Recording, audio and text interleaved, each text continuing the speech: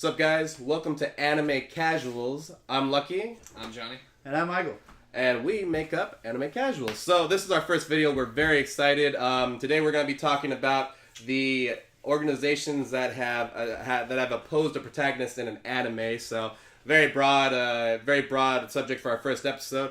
I'm going to start off with my anime is Kenichi the Mightiest Disciple. Kick-ass anime if you're ever into fist fighting, that kind of thing. So not quite the Kamehameha wave, Rasengan stuff that you get in the other animes, but it's highly based off of martial arts and martial arts logic. So let's just go right in. So the main organization is Ragnarok, at least in the first season, and it's got kind of like apocalypse feel. Yeah, well, they all represent, or not all of them, but a lot of them represent a person in Norse mythology. So at the top you have Odin, who has kind of like a history with the main character and the main girl. Yeah, actually kind of. So actually he has glasses, and so when he takes them off, he becomes way more powerful, just like Odin. So he loses a lot of his sight, but he becomes real strong. So that's one of the things that happens at the very end. But yeah, so it kind of goes into it starts off with kind of some of the lower members. So there are a couple of members underneath each one of the I guess they call them the 8 fists, something like that. And so that's the 8 people on top of Ragnarok, Odin, Thor, all those kind of people. Mm-hmm. And so one thing I liked about this particular group is that they're very core to whatever martial arts they have, which in a way kind of gives Kenichi a chance to shine, because he studies in a dojo with like a ton of different masters. There's a judo master. There is I think actually it might be jiu-jitsu, but I can't quite remember. I didn't do my research. But yeah, he's just throwing around all these freaking statues that weigh like a ton. Mm-hmm. And they have a karate master, a Muay Thai master, the Appa guy that I was telling you I wanted to be in anime. Mm-hmm. So he's got everything. So he uses everything that his masters give him, but he uses it interchangeably. Just to give you an example, so I was just watching, just to get warmed up over here, guys. I was watching some Kenichi the Mightiest Disciple, and there was a fight between a Kenichi and a boxer, and he decides to use low kicks or leg kicks to fight the boxer, basically because boxers don't typically fight against that kind of style. So he ends up using leg kicks to slow down the boxer, because boxers are real fast usually and trying to keep light off their feet. So that was one of my favorite things, just because that's actually something you use in real life. I mean, I practiced in MMA a little bit, and I've gotten kicked in the leg a lot, and it hurts. It doesn't feel good, I'll tell you that much, especially getting kicked by Taekwondo people. But Muay Thai people, man, they throw real hard kicks. But so that was kind of where it started, and then it kind of goes into the eight fists and everything. One of the funniest guy, not funniest, but more interesting guys was Loki, because he actually copies Loki quite a bit. He actually uses some of his gang members as doppelgangers, so he'll dress them up like him. So all of a sudden the team will beat him, and they'll be like, "Who the heck is this guy?" And he doesn't look anything like them anymore. He doesn't look anything like them anymore. But at first it looked a lot like him. And then towards the end, they don't even give a crap anymore. They put like a fat guy in a Loki costume. And it's like, "I'm Loki," and then all of a sudden, like, they're just like, "No, what?" Yeah, exactly. No. So, but yeah. So, and then just to touch on a couple of my favorites, Siegfried is the 5th fist. So they go in order from 8 to 1, which would be Odin. And the 5th fist was that guy that I was showing you a little bit earlier, Michael, the guy that sings. Yeah. And he's a composer, and they call him the immortal composer, just because every time somebody attacks him, right, he just kind of gets back up, and it's like nothing happened to him. Dang. And I figured him out actually halfway through the episode, because I was like, if this is using fight logic, which is great because you can actually kind of figure stuff out that way. The way he gets back up is he does this thing called rolling with the punches, or he like if you punch somebody like this and they move their head, you don't feel as much resistance against it. So all of a sudden people are noticing, like, I didn't feel that as much, and he'll go along with it and then swing around and use that momentum to hit you. Dang, so and so it's kind of cool. It's kind of cool. Yeah, you always think it's like, man, that was so easy, man. What's wrong with this guy? He's number 5, and all of a sudden he just gets right back up, and so that's why they call him the immortal composer. And Good name. yeah, one of my favorite guys. You know, he's always singing some. I think they have a Night on Bald Mountain at first, and like that is, you know, it's like he's going but yeah, I love the singing aspect of it, and you know, being musicians, you know, we kind of go through that. That's why my favorite character in One Piece is Brook now. So, but yeah, you know, there's different people. Just touch on a couple of them. There's Freya, who is. Valkyrie actually works under her, and apparently in Norse mythology, according to the series, Freya is put in charge of taking care of Valkyrie, or like making sure she's doing what she needs to do. So her boss, basically. And in the anime, Valkyrie is a Taekwondo expert, so she basically just uses her legs. And Freya is a Bojutsu expert, which is pole arms, but you don't know that at first because she has a pole hidden in her sleeve. And so what her thing is, she's like. She's kind of more realistic, I guess, about women's strength. So she kind of says, you know, oh, women can't compare to men in a certain way, so we have to use weapons to counteract that. So she has a pole hidden in her, and she's always just kicking people's butts. And then finally finally Valkyrie and Freya fight at one point. But yeah, it's a really interesting kind of dynamic. And then just touch on another one is Thor, who is a sumo wrestler. He tries to teach practical sumo, so sumo you can use in the streets. And what I liked about this fight is that it let Kenichi kind of shine, because Kenichi fights him with sumo, but also he also knees him in the face, also, you know, does a lot of different things, and eventually just picks him up and throws him out, even though he's huge. So that's where you get to see like Kenichi really fight at his top. But so yeah, that's one of the reasons why I really like this organization. Just to kind of end it off with Odin.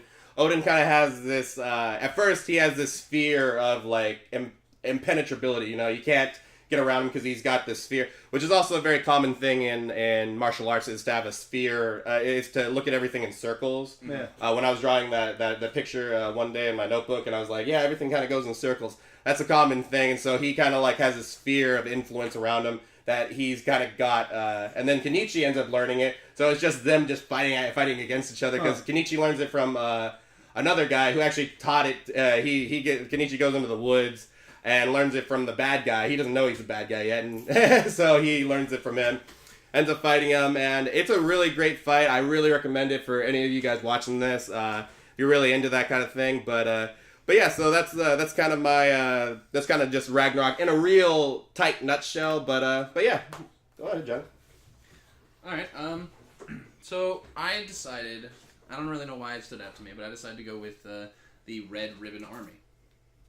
They just seemed kind of unique to me, and so I thought I'd also learn just a little bit about them too. And so here, the thing about the Red Ribbon Army, they're pretty cool. Have my notes that you can't see. It's in a sphere of influence over here. So the Red Ribbon Army, I learned, is actually pretty powerful, at least for that time. I mean, obviously later in the series, tanks are nothing, but I mean at this time, because I guess they were so powerful that even the Earth's military would not be able to stop these guys. Damn. And I had to think about that. I was like, the Earth's military, what? That's insane. I mean, and these guys are super organized too. They all have really nice uniforms, and that's really cool too. But they're led by this dude named Commander Red, and he's one of Red Ribbon. Commander Red. Yeah, well, I mean that's why you need kind of an alien to fight since none of Earth's mightiest heroes can do anything right now. Actually, all the members are most of the members are based off of a color. Actually, for instance, there's Commander Red, Staff Officer Black. Man, I forgot about that. Yeah, it's been a while. I remember that. Yeah. Colonel Silver, General White, all this kind of stuff. And I do remember General White. That's right. So their whole goal is actually to get the Dragonballs, and achieve world domination. And that's a very kind of straightforward goal. Like, yeah, they would do that. And so what's kind of crazy is Goku comes in and just starts wrecking shop. It's great. Like, he goes to I don't remember exactly where he goes first. I believe it's a tower in a winter area. I think it's that place. Yeah. And then he meets one of the androids too, which is another thing. Red Ribbon Army, they're into android shit. That's kind of gnarly. Which comes way later in DragonballZ too. So. And it only gets better. Like, yeah. I think it's after that one, which I think he's Android. Yeah, Android 8. Then all the androids just start to be like, kill Goku. That's it. Like after that, you're like, let's kill Goku. That's a good plan. That's a good goal. Which makes sense from Android 16 and Dragon Ball Z, because that's basically his main goal Yeah, throughout it. because that's, Dr. Zero starts to find out about him, and he's like, this kid. Yeah. I don't like this kid. Mm-hmm. But, so he's cool. But something I thought was kind of interesting. Goku. As far as a part of the downfall of the Red Ribbon Army, Commander Red, so as I said, he's trying to get all the Dragon Balls to establish world domination. That's not true. Turns out, he's a very short gentleman. Oh my god! JoJo reference. Later episode. But he's got a thing about being around even like other tall people, and he's always like scolding them for like waving it in his face. Like, don't get near me. Stand away from me. Napoleon complex. Yeah, real hard. And so it turns out he actually wants the Dragon Balls to wish himself taller. Man, there's a lot in Dragon Ball I don't remember. Apparently. And his staff officer, his second in command, he's not happy with that, and he actually ends up killing him. Oh, there you go. He's like, "Are you fucking kidding me?" And I thought that was a good take on that. Like, you should react that way. You want to be taller? That's what we're doing this? I'm gonna kill you. So he kills him, and he takes over, but his reign doesn't last too long, as Goku sweeps in. I was gonna say, Goku doesn't. And defeats the Red Ribbon Army. But I thought that was I thought it was an interesting group. Had a lot of different ideas, but I'm glad I went with that one. Yeah, also a reoccurring group throughout the. They show up a lot. Yeah, I mean it's kind of crazy because if you think about it, I mean Super still has like Android 18, so it's like it's kind of crazy that it just keeps coming back and everything. But yeah, I mean that's what happens when you have such a real dominant presence on the earth. It's not, you're not just gonna wipe it out with one kid. It's gonna have little remnants that come back. Dr. Zero. Just everything coming back and stronger to fight Goku every time. I know, right? Well, Conveniently you were saying I was going to mention it because technically GT. Yeah. It's not canon, but they actually Staff Officer Black and I think Colonel Silver, they show up in Hell. Oh, okay. When he has to fight like Cell and Frieza, right? Goku does. It might be around then. I didn't catch the actual episode, but they show up, and that's when they keep going. Like, we got to make a better android. We just got to keep doing it. We'll use Hellfire and Brimstone to make it. So that'll be my last bit on that. The Red Ribbon Army. Nice. Go for it, Michael. Okay, I picked the special criminal organization from Mob Psycho 100 called Claw. The Claw! Which I completely forgot it was called that, but I was thinking of what is that? Yeah, friggin' Go-Go Gadget guy. Isn't that his main enemy all the time? Yeah. Get you. I was like, oh my god. This name, it just sticks out. It's so good. Exactly. And I already love Mob Psycho 100 as it is because it's such an interesting anime from the guy who made One Punch Man, which is also interestingly drawn and well animated. Is that the first thing that attracted me to these guys is that they're espers, and I love psychic powers, like Esperoba from Yu-Gi-Oh. That's a throwback. There you go. They're always so interesting, and it's like, how do you make an interesting character, but they're all psychic powers, And they, even though, spoilers, they all get crushed. They all are unique in their battle every time. So we'll take you through a couple of them. We have, we'll say the Mukai, who is the guy who just makes his little girl who makes puppets, and she's in the anime for maybe 2 minutes. Yep. And she's like, I'm gonna go crush this guy. He's gonna be so dead, and I'm gonna turn him into one of my puppets. It's gonna be so great. And then cut immediately to her crying, and all of her puppets are gone because Mom destroyed it. But I was like, oh, that's actually kind of interesting because it kind of gives me like Naruto callbacks of how to make a psychic power command interesting and still keep it relevant to the show. And that was like, wow, that's actually pretty cool. Which, you know, kind of calls back to, like, or it kind of shows, like, Claw's, you know, whole interesting fact of them, that they have a whole organization, because this is the 7th district that's in the first season of the anime. Yeah. A whole organization that's made up of all these individual unique espers. And I think that's pretty cool because their whole plot is to destroy the world. As of the end of season 1, we haven't found out why or what that purpose is. Yeah. But somehow, maybe spreading espers all over the place under their control will destroy everybody or something. We find out, like, at the last episode that somehow a new esper that was in the 7th district is related to the big boss. Yeah. Which actually turns out he is the son of the big boss. Yeah. This kid named Sho. Who, actually, everybody who's in Claw that we see is an adult. Yeah. Which the protagonists are all kids. Except for Reagan, who's the only adult in there. Which is also why I really like the organization. Because there's like the final battle of they're like, we're going to crush these people, we're going to take over like the most powerful psychic, and finally we are going to control the world. Is that I gotta check my notes real quick. Sakurai, the guy with the toy sword. Yeah. Who over years upon years turned it into the sharpest blade and cut through anything. Yeah. We have Muto. That origin story. we have Murakai, who makes all those clones of himself. Yeah. And then we also have Matsuo, which makes the evil spirits. Yeah. He has just them all sealed in his belt. They're all fighting at the same time. You really get like this like overall experience of their powers. Yeah. Like Sakurai's like slashing through buildings with a fucking plastic sword. I know, right? And you see Reagan. He just goes snap, and really cool, like very challenging. But you can see they're so weak against the protagonist, but they're so interesting at the same time. Yeah, it kind of has that One Punch Man feel. Yeah, to it, exactly. To it, so it's just You're like, almost wow, these bad characters are guys so to crazy, and they make the protagonist seem even crazier. Exactly. Like Matsuo the whole time, he was harvesting dimple, not pimple. Close enough.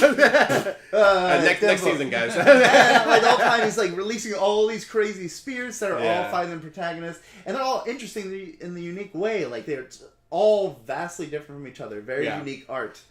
And then of course, Dimple destroys all the spirits that are in that little jar. Yeah.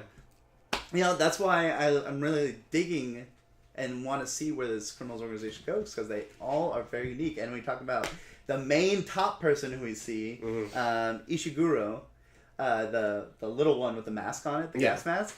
Like, we see first his power comes out, which is like this gravity balls. Also, you totally think she's a little girl, like the whole time. But these gravity balls that like suck in the main characters and almost like kill them a couple times. I'm like, whoa, I also wouldn't think of using that for psychic power. And then it's revealed it's actually just a weird old man who... Plot twist. Yeah, super... Spoilers. It's just, a weird old man with this, like, huge ego and complex that thinks they're different. I know, right? And then why I think they're even more interesting, as I was doing my research, watching the last episode again, is that in the end, besides the old man, the most of the 7th district, at least, was changed by one person. Just by them being talked out of it. I'm like, that really kind of shows off just this one district as like, while we see things are super strong in the beginning, they end up just being talked out of it. Yeah. Most of them. And I'm like... They got that talk no jutsu. Well, even that. Like, not talking about Claw, the organization, but the people in it. Yeah. Like, it kind of just shows a human characteristic, which sometimes we don't get from... Well, yeah, especially, with organizations. You don't really look at the individuals that make up the organization, but it's still people that make it up. It's not just like this big... once all these people come together, they don't just create like some transformer or something that's lost all its autonomy. It's actually like made up of individual people that You know, and that makes it imperfect too. So that's what's kind of cool about it. Well, and like that's most of the reason why I'm like, this Criminal War series is really cool. And the very last smidgen, the unhuman kind of side, is that all their most powerful psychics are called scars.